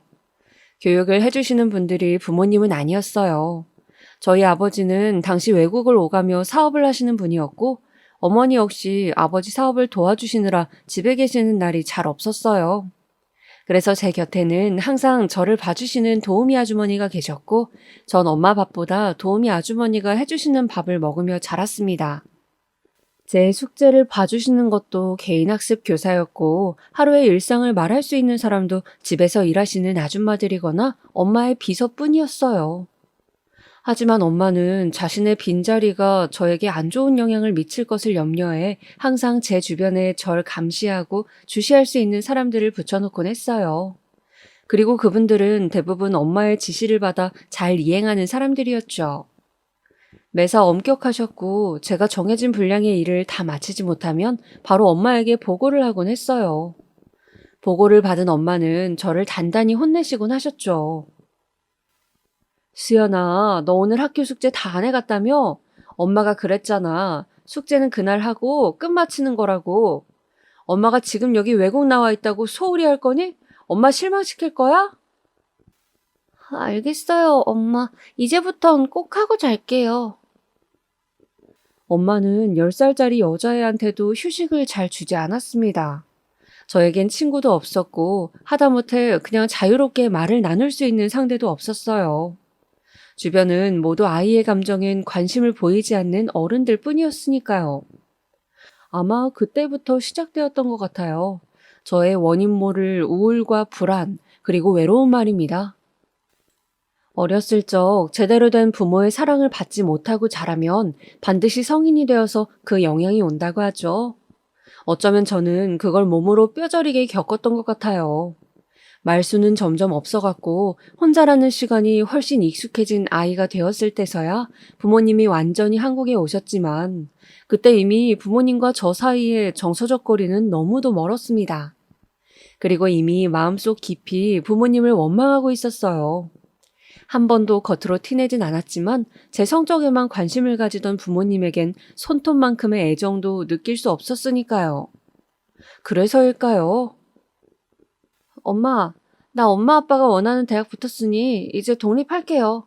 독립자금 조금만 지원해 주실 수 있으세요? 나머진 제가 알아서 할게요. 성인이 되자마자 저는 바로 지옥 같던 집을 떠났습니다. 집은 저를 옥죄던 공간이었지 편안할 수 있는 공간이 아니었으니까요. 무엇보다 대학에 들어가 다양한 아이들과 어울리며 절대 저의 부유한 집안 배경에 대해 그 누구에게도 말하지 않았어요. 부모님은 더 많은 부를 축적하기 위해 자식을 뒤로 했지만 저에게 그 부는 자식과 부모를 갈라놓은 것 그 이상 그 이하도 아니었으며 무엇보다 새로운 삶을 살길 원했으니까요. 그래서 누구보다 독립심 있게 살았던 것 같아요. 부모님이 해주시는 좋은 아파트를 마다하고 작은 방 한 칸에 살면서 열심히 공부하고 아르바이트 몇 개를 뛰며 생활비를 마련해 나갔어요. 회사에 취직하고 나서도 마찬가지였죠. 동료들은 당연히 제 집안 배경에 대해선 알리 없었고 저는 그저 성과를 인정받기 위해 열심히 그 누구보다 최선을 다하기 위해 일만 했던 것 같아요. 그러다 보니 직원들 사이에선 조금 무섭고 정 없는 상사로 보여질 수도 있었겠죠. 반면 가난하지만 애정 많은 집안에서 자란 듯한 남편은 저에게 있어 안정감을 주는 대상이었습니다. 자기는 엄마 아빠랑 사이 가까웠어? 무슨 소리? 우리 엄마 얼마나 무서운데. 특히 우리 엄마가 숙제 검사할 때가 제일 무서웠거든. 그래서 그럴 땐 맨날 도망치곤 했어. 맨날 손으로 궁둥이를 때렸는데 그 손짝이 얼마나 매서웠는지 몰라. 엉덩이를? 그렇다니까. 아, 그리고 엄마가 어렸을 때는 내 궁둥이를 맨날 베고 잤대. 내가 궁둥이가 좀 튀어나왔잖아. 이런 말을 듣고 있으면 괜히 제가 그 상황을 상상해 보기도 하고 그러면 조금 행복해지곤 했어요. 남편이 자라온 배경과 환경이 제가 가질 수 없었던 것이라 부럽기도 하고 이런 남편과 함께하는 시간이 길어지다 보니 점점 결혼에 대한 생각을 가지게 되었죠. 왜 행복한 가정에서 자란 사람들은 나중에 자기 가정을 꾸렸을 때도 그 소소한 행복을 알고 있기 때문에 훨씬 행복하게 살 가능성이 높다는 말이 있잖아요. 저는 남편과 살면 아마 그렇게 되리라 확신하고 신중한 고민 끝에 결혼이란 선택을 내렸습니다.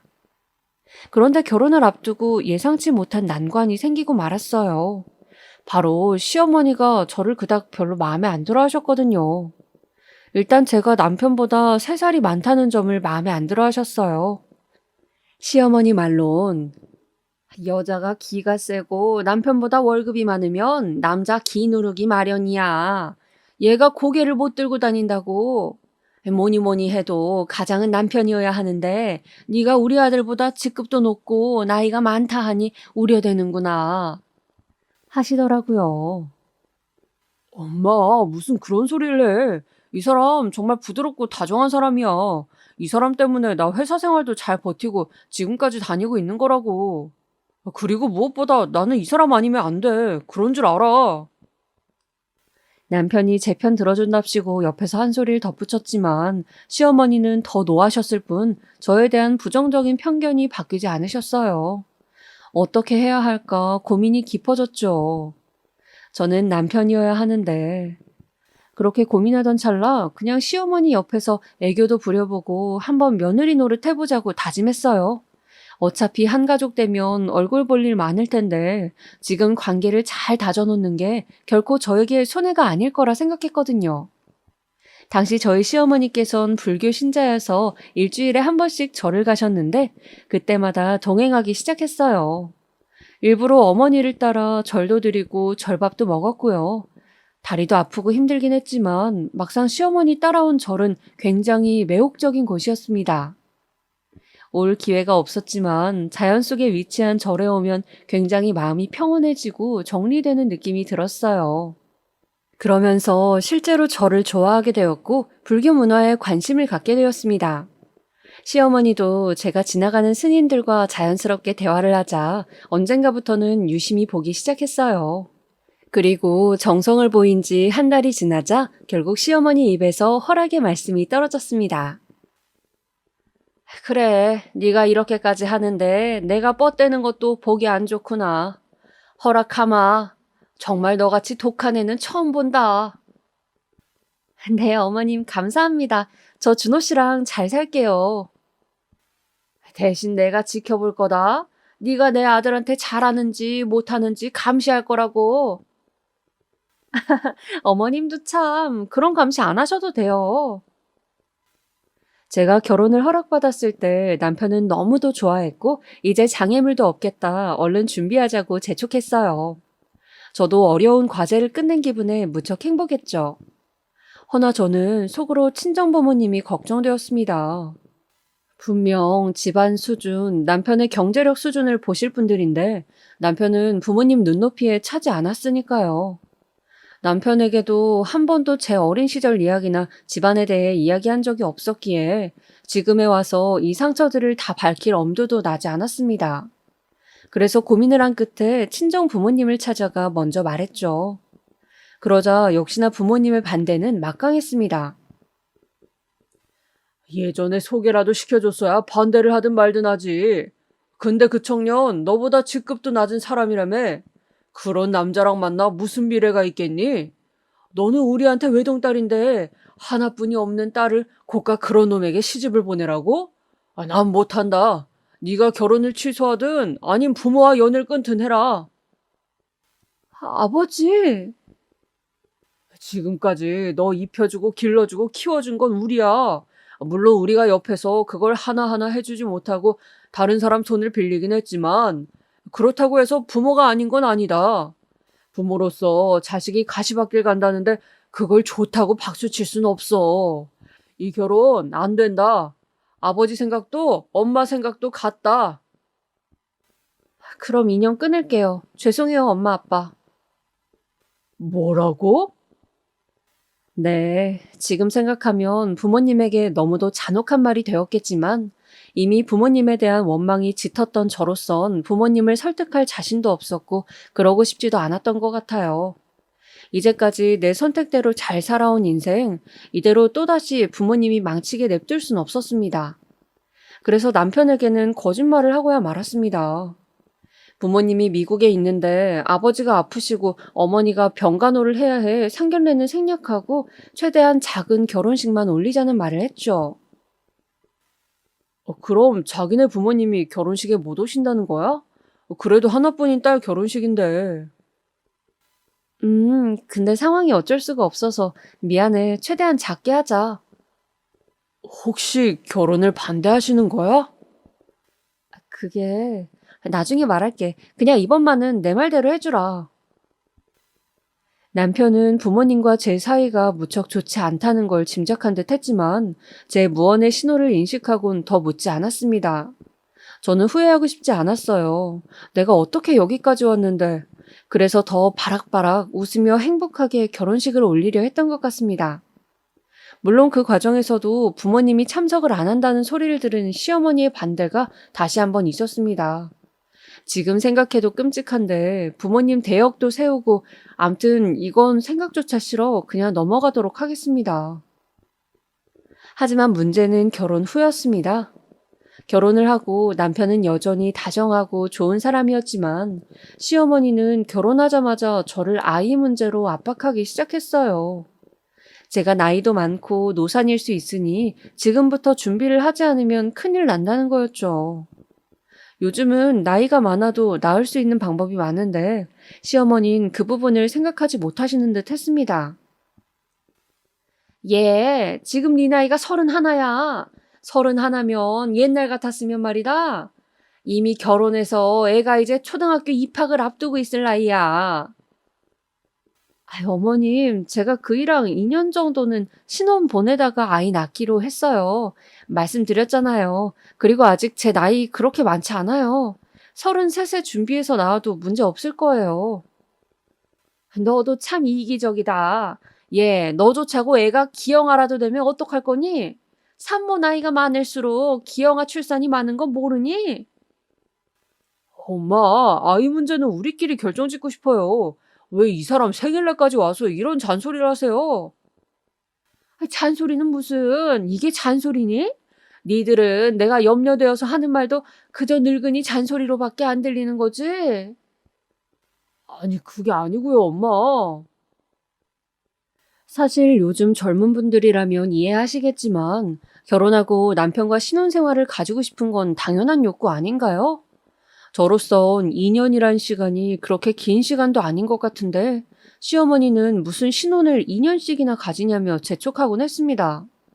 나중에는 그 재촉이 결국은 압박이 되어 저를 너무도 못살게 굴었다는 거예요.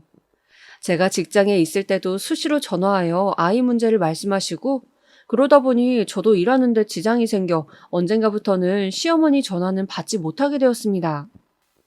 그러자 시어머니는 그게 못마땅하셨는지 어느 날 저를 시댁에 불러앉히곤 갑자기 스님에게 점을 보고 온 이야기를 꺼내더라고요. 너 충격받지 말아라. 내가 오늘 스님한테 갔는데 네가 이번 연도에 아이를 못 가지면 영영 애를 못 가질 수도 있다는구나. 네? 그게 갑자기 무슨 말씀이세요?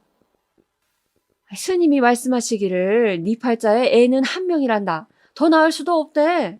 근데 워낙 네 사주가 습하고 차갑다 보니 애가 태어나기에 그리 썩 좋은 환경이 아니란다. 그러니 최대한 젊고 팔팔할 때 애를 가져야 한단다. 솔직히 말해 그 말을 듣고는 저도 철렁했습니다. 물론 사주니 팔자니 그런 거 미신이라고 치부할 수도 있었겠지만 저 역시 시어머니와 함께 절을 다니고 있던 상황이라 그 말이 그렇게 쉽게 넘겨지지 않더라고요. 설마 하는 생각이 들면서 그날은 남편에게 이 얘기를 털어놓기도 했어요. 하지만 남편은 웃으며 이런 말을 하더군요. 제 입장에선 꽤 충격적인 말이었는데요. 여보, 그거 뻥이야. 우리 엄마 나 어렸을 때도 그랬어. 나 공부시키고 싶을 때. 처음에야 속았지. 나중에는 한 귀를 듣고 흘렸어. 그러니까 자기도 흘려. 뭐라고? 그러니까 그게 다 거짓말이라고? 상당히 어이가 없었습니다. 아무리 애를 낳게 하고 싶다 하더라도 스님에게가 그런 점을 봤다며 거짓말까지 하는 시어머니. 저로서는 상식 밖의 행동이었습니다. 그래서 그때부터는 시어머니의 말은 남편 말대로 흘려듣게 되었고 저희는 저희대로의 삶을 살아가고 있었어요. 허나 사람 일 모른다고 하죠. 정말 모르는 것 같습니다. 어느 날 문득 메스꺼움이 느껴져 테스트기를 사보니 너무도 선명한 임신 상황이 그어져 있더라고요. 아차 싶었어요. 남편과 실수로 저지른 일이 임신으로 곧바로 연결되었으니까요. 솔직히 말하면 처음엔 지울까 생각하기도 했지만 막상 그러자니 괜히 뱃속의 아이한테 미안하더라고요. 아무 잘못도 없는 우리 아이인데 어차피 신혼도 1년을 넘어가고 있었으니 남편도 그냥 생긴 김에 낳자고 말했어요. 역시나 시어머니는 이 소식에 쌍수를 들고 환영했습니다. 그래, 역시 부처님 말 들으니 안 될 게 없지. 애가 올 운명이었던 거야. 내가 너 때문에 절을 몇 번이나 했는지 모른다. 아주 관절이 쑤셔. 그날 시어머니는 저에게 족발에 상추에 제가 좋아하는 것들을 한 상 차려주시며 아주 만족스러운 미소를 띠고 계셨습니다. 사실 시어머니는 자신의 의견을 과하게 말씀하시는 것 빼곤 정도 있으신 편이라 내심 이제는 이런 문제로 시어머니와 부딪히지 않아도 되니 좋기도 했습니다. 하지만 임신을 하자 고민이 생겼어요. 친정 부모님께 이 소식을 전해야 할지 모르겠더라고요. 엄마와 아빠가 나한테 아이가 생겼다고 하면 좋아할까? 내 아이를 이뻐해 주실까? 그래도 엄마 아빠 생각이나 용기를 내어 전화를 걸었어요. 엄마, 나 아이 가졌어요. 잘 지내고 있어요? 애를 가졌다고? 저희 엄마 목소리는 싸늘했어요. 그 싸늘함은 저도 느낄 수가 있었습니다. 이어 엄마는 임신한 딸에게 이런 말을 던지시더라고요. 그럼 영원히 그 집 사람 됐구나. 하, 그리 말렸건만. 내가 못하러 이날 이때껏 자식을 낳아 길렀는지 모르겠다. 끊는다. 엄만 그 말만 하고 툭 끊었고 저는 밀려오는 서러움과 슬픔에 잠시 침묵을 지켰습니다. 자식이 임신을 했다는데 그 소식에도 전혀 반가운 기색 없이 보러 오시지 않는 부모님. 이해할 수도 없었고 그러고 싶지도 않았습니다. 아무리 연을 끊은 사이라 해도 섭섭한 건 어쩔 수가 없더라고요. 그렇게 조금 우울한 나날을 보내고 있었을 때 어느 날 남편 쪽에 좋은 일이 생겼는데요. 경사라면 경사였습니다.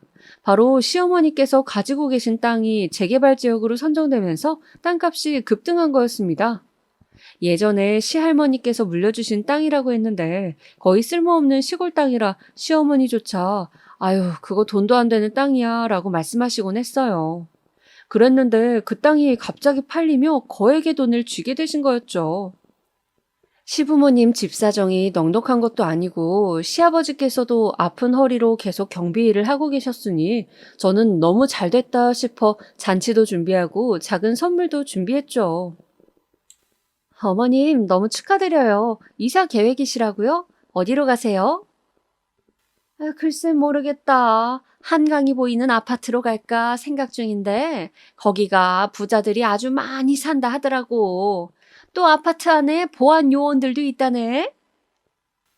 설마 하여 어머님께서 말씀하신 아파트를 찾아보니 상당히 비싸더라고요.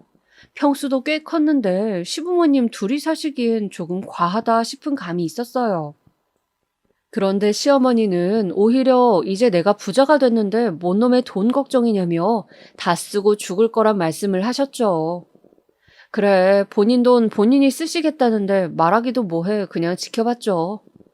근데 이러다간 좀 걱정이 될 정도였어요.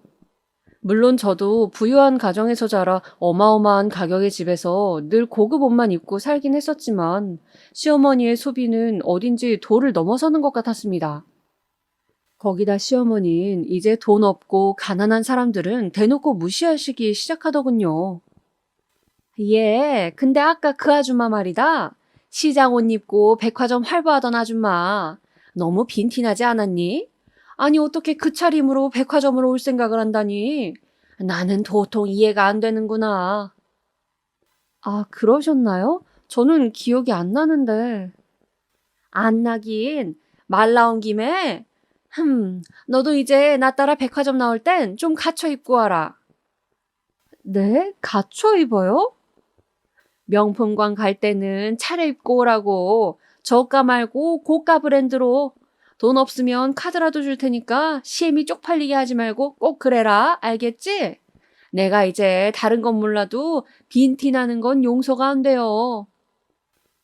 허영심에 잔뜩 젖어 마치 처음부터 부자였던 것처럼 말씀하시는 어머니를 보니 저절로 한숨이 나왔습니다. 거기다 저까지 공격하며 피트니스 회원권 끊어줄 테니 뱃살 관리해라. 이제 우리도 부유층 사람들이니 좋은 옷 입고 다녀야 한다. 심지어 국산차 말고 수입 외제차를 사라고 강요까지 했습니다. 하지만 이 모든 것들이 제겐 꽤 불편했습니다. 전 그러고 싶지 않았으니까요. 지금의 삶에 만족하던 제가 왜 시어머니 때문에 이 모든 걸 바꾸어야 할까요? 하지만 시어머니는 그런 저를 더욱 이해하지 못하며 날카롭게 대응했어요. 너는 참 유난이다. 아니, 내가 돈을 보태준다 해도 굳이 그 싸구려 차 타고 다니겠다는 심보는 뭐니? 너 그거 나에 대한 반항이다. 아니? 어머님이 돈 보태주신다 해도 저희 형편으론 외제차 타고 다니며 관리비 감당할 자신이 없어서 그래요. 아니, 그럼 너는 그렇다 치고 내 아들은. 네? 내 아들은 타고 싶단다. 근데 너 때문에 못 사는 거란다. 난 이 꼴 못 본다. 어떻게든 살아. 할부로 사든 사. 사고 관리비는 나중에 생각해. 이래서 여자가 기세면 안 된다는 건데. 당시 시어머니의 말보다 더 황당했던 건 남편이 차 사는 걸 찬성했다는 거였어요. 어처구니 없어 남편을 붙잡고 물어보니 그러더군요.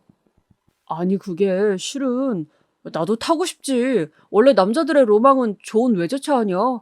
나도 남자인데 당연히 탐나지. 거기다 집에 이런 대박 행운이 떨어졌는데. 그럼 그걸 나한테 말하지. 왜 시어머니한테 말해서 나를 욕먹게 만들어? 그때 남편에게 많이 실망했습니다. 왜 도대체 와이프를 두고 자기 엄마한테 그걸 말하는 걸까요? 저도 그의 화가 나 할 말 못할 말 구분도 못하냐고 소리를 질렀고 남편은 남편대로 화를 내어 그날 밤새 잠도 자지 않고 부부싸움을 했습니다. 허나 시어머니의 허영심은 여기서 끝나지 않았어요. 시어머니가 집들이랍시고 저희를 초대한 날 비싼 과일을 들고 찾아갔는데 시어머니는 어째 처음 보는 순간부터 조금 뾰루퉁한 얼굴이었습니다. 제가 상을 차리고 과일을 깎고 내어드리는 동안에도 말이죠. 그러다 TV나 보자 라는 말에 리모컨을 켰는데 문득 방영되고 있는 TV 드라마를 보시다가 이런 말을 하시더군요. 에휴, 나도 저런 급 있는 며느리 들였다면 더 좋았을 텐데. 어머니, 저 들으라 하시는 말씀이세요? 그래, 솔직히 말해. 나도 부잣집 며느리 들였으면 지금 우리 집 사는 꼴이 남들 보기 더 좋아 보이지 않겠니? 여기 옆집 사는 아줌마가 그러더라. 자기는 며느리가 2명인데 치대 나와 돈 엄청 잘 버는 치과 의사에 한 명은 장관 딸이라고. 아휴, 그거 들으니 새삼 어찌나 부럽든지. 그때는 저도 시어머니에게 너무 화가 나더라고요. 돈이 사람을 변하게 한다지만 아무리 그래도 자기 가족을 이렇게 무시하고 조롱할 수 있을까요? 제가 예비 며느리도 아니고 이 집안에 오래도록 있었던 며느리인데 말이죠. 아마 그날 임신만 하지 않았더라도 저 역시 시어머니에게 목청을 높였을 겁니다. 하지만 아이 생각해서 시어머니에게 조용히 이 말씀만 드리고 나왔죠. 어머님, 제가 그렇게 어머님 눈에 차지 않으시면 이제 안 올게요. 어머니도 연락하지 말아주세요. 집에 도착하고 나선 열이 확 올라와 저도 모르게 와인에 손이 가려던 걸 꾹 참았어요. 그리곤 벌컥벌컥 얼음물을 연달아 마시며 겨우 열을 식혔죠. 거기다 한 가지 걱정마저 들더군요. 만약 아이가 태어나면 시어머니가 이 아이를 두고 또 얼마나 저에게 못할 소리를 해대실까 해서요. 지금도 제 진짜 출신은 모르시고 부잣집 며느리 운운하시는데 말이죠. 그러던 중 한참 시간이 지나고 큰 사건이 터지고야 말았습니다. 이번엔 좋은 일이 결코 아니었어요. 어느 날 갑자기 저희 집 초인종이 눌리더라고요. 나가보니 어머님이었는데 울면서 주먹으로 땅을 치고 있더라고요. 옆에는 방금 짐을 싸들고 온 것 같은 커다란 트렁크가 있었고요. 그닥 말을 섞고 싶진 않았지만 일단 큰일이라는 게 짐작되어 침묵을 지켰습니다. 잠시 후 시어머니 입에서 청천벽력 같은 말이 튀어나왔습니다. 내가 속았다. 사기꾼에게. 그 사람이 내 돈이면 몇 배를 불려 갑부를 만들어줄 수 있다고 했어. 어느 날 아파트 근처를 산책하는데 그 사람이 자기도 여기 산다며 말을 걸더구나. 그래서 잠시 이야기를 하게 됐지. 자기를 부동산 업계의 큰손이라고 하더라고. 그 말만 순전히 믿고 이야기를 나누게 됐지. 근데 얘기가 깊어지다 보니까 나도 재산 얘기를 하게 되었고 그 사람이 마침 자기가 아는 사람을 소개해주겠다고 했다. 도대체 왜 이런 중요한 일을 저희한테 말씀 안 하신 거예요, 엄마? 니들이 알면 괜히 타박만 할까봐 그랬지. 그 사람이 자식이라도 믿지 말라고 하기도 했고. 미안하다. 이젠 어찌해야 될지 모르겠구나. 재산은 다 날라가고 경찰도 해외로 도주해 찾을 방법이 없다고. 이야기를 들어보니 시어머니는 그 사람을 믿고 전 재산을 거의 다 투자하셨고 그 사람이 해외로 도주하는 바람에 모든 것을 잃고 길거리에 나앉을 처지였어요. 근데 그에 이어 이제는 무리한 부탁까지 하시더군요. 그래서 말인데 같이 살면 안 되겠니? 나 좀 받아주면 안 되겠니? 몇 년이라도 나 갈 곳이 없어. 몇 년, 눈앞이 아득했습니다. 아이 낳고 육아하느라 바쁠 시기에 시엄마까지 감당해야 한다니. 근데 남편은 자기 엄마이기 때문에 이대로는 길거리로 내쫓을 순 없다며 받아주고 싶어 했죠. 시어머니 역시 당장이라도 짐 풀고 앉아있을 기세였고요. 여기서 제가 안 된다며 의견을 고집할 수가 없었습니다. 그랬다간 저만 너무 나쁜 사람이 될 것 같더라고요. 그래서 일단은 나중에 저희가 월세방을 얻어드리더라도 분가시키자라는 생각으로 시어머니와 함께 살기 시작했어요. 그런데 시어머니는 자신의 전 재산을 잃었다는 과오를 잊기라도 한 것처럼 놀랍게도 그대로셨어요.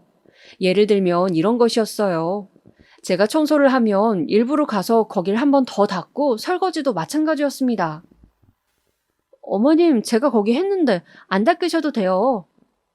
안 닦기는 아직 거품이 한가득인데 너 이 접시에 우리의 음식 담아 먹일 게냐? 처음에는 이런 소소한 것으로 갈등이 시작되었어요. 그런데 이게 점점 지나치더니 나중에는 너는 청소와 설거지를 이 지경으로 해서 무슨 엄마가 되겠냐며 소리를 치시더군요. 솔직히 임신해본 여성분들이시면 아시겠지만 갓 태어날 아이 때문에 걱정도 들고 초조해지기도 하잖아요. 근데 시어머니의 이런 잔소리들은 제 신경을 대놓고 박박 긁어놓았습니다. 무례하다고 느껴질 만한 말은 여기서 끝나지 않았죠. 어느 날 제가 남편에게 과일이 먹고 싶다고 하여 사오라고 전화를 하면 그 즉시 전화기를 뺏어들더니 얘 사올 필요 없다. 얘 지금 방금 밥 먹었어. 라고 하곤 제게 왜 일하는 남편을 못살게 구냐 하시더라고요. 어머님, 이게 못살게 구는 건가요? 말씀이 지나치다고 생각 안 드세요? 거기다 사사건건 제가 하는 일에 입을 대시고 도대체 왜 이러시는 거예요? 참, 너야말로 시애미 우습게 보는 것도 정도껏 해라. 너 지금 내가 졸부되었다가 쫄딱 망해 이 집 기어들어오니까 눈치 주고 사람을 아주 못살게 하잖니. 제가 언제요? 옛날 같았으면 고분고분했을 네가 지금 나한테 바락바락 대드는 거 봐라. 시어머니는 그 사이 자격지심이라도 생긴 건지 제가 자기를 우습게 보는 거라며 고분고분하지 않은 저의 태도를 지적했습니다. 어이가 없었죠. 사기당해 억울하고 화난 마음 알겠어요. 근데 그걸 왜 저에게 화풀이하고 며느리를 감정 쓰레기통으로 여기나요? 저는 화를 내고도 당당한 시어머니의 태도를 이해할 수 없어 그날 불같이 싸우곤 며칠간 말하지 않았습니다. 그렇게 시어머니와 냉정기를 보내던 어느 날 제가 더 이상은 못 참을 일이 일어나고 말았는데요. 그날은 저희 친정 엄마로부터 연락이 온 날이었어요. 너무 오랜만에 온 연락이라 어색하기도 하고 무슨 말을 해야 할지 몰라 뻘쭘이 있는데 엄마가 통장에 돈 넣어놨어. 먹고 싶은 거 먹고 사고 싶은 거 마음껏 사. 전번날엔 엄마가 미안했어. 라고 하더군요. 순간 왜 그랬는지 모르겠지만 눈물이 왈칵 쏟아졌습니다. 엄마의 이런 정이 그리워서였던 건지 미웠던 엄마였지만 이제라도 나를 챙기려는 모습에 마음이 뭉클해지더군요. 고마워, 엄마. 이 말만 겨우 하고 전화를 끊었죠. 저는 이왕 먹는 거 남편도 다 같이 먹을 생각으로 족발 대짜를 주문했습니다. 그리고 족발을 사들고 집에 와 봉지를 풀었어요. 근데 마침 잠에서 깨어난 시엄마가 이게 무슨 족발이냐? 하더라고요. 또 잔소리가 날아들어올 것 같아 가게에서 먹고 올 걸 후회하다가 그냥 족발이 생각나 사왔다고 했습니다. 근데 그 순간 믿을 수 없는 일이 벌어졌습니다. 시어머니가 조용히 저를 노려보다가 갑자기 앞에 놓인 큰 족발의 뼈를 잡고 제 머리통을 휘갈긴 거죠.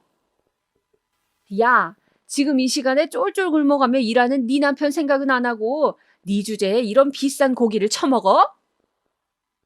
지금 뭐 하신 거예요? 저 치신 거예요? 그래, 쳤다 쳤어. 이 괘씸한 것. 돈도 없는 너 같은 걸 며느리로 받아준 내가 바보지, 내가. 그 순간 저도 모르는 힘이 나왔던 것 같습니다. 시어머니의 멱살을 잡은 후 획 밀어버린 거죠. 그리고 시어머니가 당황해하며 허둥대는 틈을 타 짐을 챙겨 부른 배를 안고 나와 미친 듯이 걸었습니다. 얼마나 걸었을까요? 오는 남편 전화도 받지 않고 한참 그렇게 걷는데 갑자기 단란하게 걸어가는 한 가족을 보니 엄마와 아빠 생각이 나더라고요. 저는 한참을 목이 메어 흘러가는 강물을 보다 그만 엉엉 울며 전화를 걸고 말았어요. 엄마, 나예요.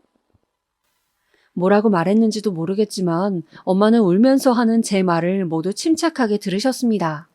그리고는 친정으로 당장 오라고 한마디 하셨죠. 엄마는 아무 말 없이 따뜻한 밥을 차려주셨고 우리 딸 고생이 많았겠다며 손을 잡아주셨습니다.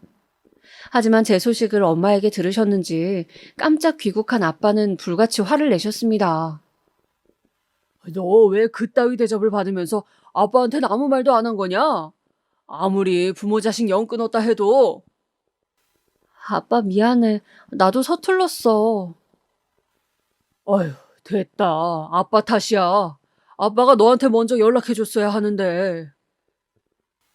아빠는 한참 동안 제게 연락하지 않으신 걸 자책했고 후회한다며 미안하다고 말씀해 주셨습니다. 저 역시 아빠의 말에 마음이 풀려 다시 또 엉엉 울었고요.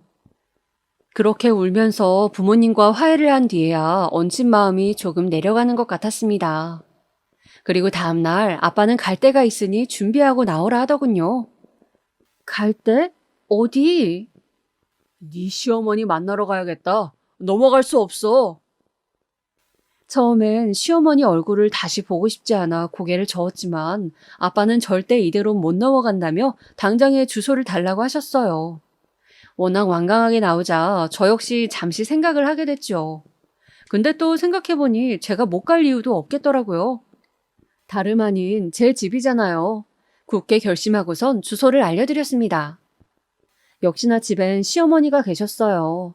팔자 좋게 늘어지게 소파에 누워 홈쇼핑 채널을 보고 계시더라고요. 그러다 비밀번호 키를 누르고 제가 들어가니 왜 왔냐는 태도로 팔짱을 꼬더라고요. 맞아도 정신 못 차린 게야? 라면서 말이죠. 그런데 잠시 후에 아빠가 들어오시자 시어머니는 조금 놀란 얼굴로 보시더니 네 아버지시니? 라고 묻더군요. 그때 아빠는 제가 말하려는 걸 막고선 드릴 말씀이 있어서 말입니다. 일단 제 차로 모시죠. 하곤 밖으로 나가셨어요. 시어머니도 처음엔 얼떨떨해 하시더니 부모가 있긴 있었나 보네 라고 한껏 비꼬며 아빠 차로 향하셨죠. 그런데 아빠의 고급차에서 운전기사가 내리는 순간 시어머니의 눈이 휘둥그레졌습니다. 아니 이거 왜 제 차니 설마? 시어머니는 대놓고 그리 물으며 놀란 눈으로 그 차와 아빠를 번갈아 보셨습니다. 아니 너 이 집 잘 살았니? 니네 아버지 뭐 무슨 일 하시는 분인데 그냥 아프시다고 하지 않았어? 한마디로 어이가 없었죠. 말이 안 나오더라고요. 어제는 족발로 제 머리를 치신 분이 돈 되어 보이는 차를 보더니 바로 태도가 돌변해 사근사근한 목소리로 아빠를 대하기 시작했으니까요. 아유, 사돈어른, 어디로 갈까요, 그럼? 제가 잘 아는 한정식집이 있는데 거기로 갈까요? 좋을 대로 하시죠. 시어머니는 뭐가 좋은지 가는 내내 방실방실 웃었습니다. 잠시 후 무슨 폭풍이 불어닥칠지 모른 채로 말이죠. 거기다 한정식집에 도착하자마자 시어머니는 제일 비싼 코스를 시키더니 무슨 말 못해 한이라도 맺힌 사람 마냥 다다다 말을 이어가더라고요. 그나저나 상견례도 없이 애들끼리만 결혼을 시켰으니 제가 많이 아쉬웠는데 이렇게라도 얼굴 봐서 너무 좋네요. 그나저나 하시는 일이 뭐예요? 회사 대표입니다. 대표요? 어머나 사장님이셨구나. 아유, 나는 우리 며느리가 부모님에 대해선 별로 말이 없길래 아무것도 모르고 있었네. 얘 진작 말하지 그랬니? 말 잘나서 죄송한데 제가 드릴 말씀이 있다고 했죠? 그 말씀부터 드려야겠습니다. 아유, 네네, 어서 하세요. 지금 당장 제 딸한테 사과하세요. 네? 내 딸한테 사과하시라고요. 귀하디 귀한 내 딸 눈에서 눈물 흐르게 했으니 용서 빌라는 말입니다. 내 딸이 능력 없는 사람과 결혼한다길래 말리겠다는 생각으로 인연을 끊자 모진 말을 내뱉어 버렸습니다. 그 때문에 결혼식도 안 가고 당신 얼굴도 안 보고 살았죠. 근데 이런 일을 당하고 있는 줄 알았으면 내 진작 한 번은 사돈 집을 방문했을 겁니다. 감히 누구 딸을? 거기다 당신이 한 짓 고소하려면 얼마든지 고소할 수 있어요. 알아요? 아빠의 불호령에 시어머니는 몸을 움칫 떨었습니다. 그리고 초조한 눈길로 절 보며 도와달라는 신호를 보냈지만 조용히 외면했죠. 저기 사돈 어른 진정하시고요. 제가 많이 모자랐습니다. 제가 이런 귀한 딸인 줄 몰라보고 한 행동이에요. 그러니 한 번만 용서해 주시고 우리 한 집안 사람들이나 마찬가지인데 언성 높이지 맙시다. 아가, 우리 아직 한 식구잖아. 그치? 아직도 시어머니는 족발로 제 머리통을 휘갈기셨어도 한 식구라 믿고 싶으셨나 봅니다. 정말 1도 부끄러움이라고는 없는 양반이시죠. 그래서 제가 그랬습니다. 우리 한 식구 아니에요. 어머님이라 부르는 날도 오늘이 마지막입니다. 예, 무슨 그런 말을? 그리고 어머님이 밥 시키셨으니 다 드시고 계산도 하고 가세요. 어? 아니, 내가 계산을 하라고? 아니, 30만 원도 넘는 이거를 아니, 내가 무슨 돈이 있다고? 그럼 왜 시키셨어요? 하실 말씀 없으면 저희는 가볼게요. 그렇게 시어머니를 내버려 두고 저와 아빠는 당당히 한정식 집을 나섰습니다. 그 후 아빠와 집으로 돌아가는 차 안에서 앞으로 아이는 어떻게 키울 건지, 일은 어떻게 할 건지 등등 미래에 관한 이야기도 나누었어요. 저 혼자 끙끙 앓며 고민하는 것보단 아빠랑 함께 의논하니 훨씬 머리가 정리되더라고요. 다행히 지금은 건강하게 아이를 출산하고 아빠 회사에서 일을 하고 있습니다. 남편과는 다시 살지 말지 오랜 고민이 있었지만 과감하게 시댁과의 끈을 자르고자 이혼을 하게 되었습니다. 그래도 남편도 아빠이니만큼 아이는 종종 보여주며 지내고 있어요. 참 짧다면 짧은 결혼 생활에 여러 가지 일이 있었던 것 같아요. 하지만 힘든 일 또한 제 성장의 밑거름이라 생각하며 살아보려 합니다.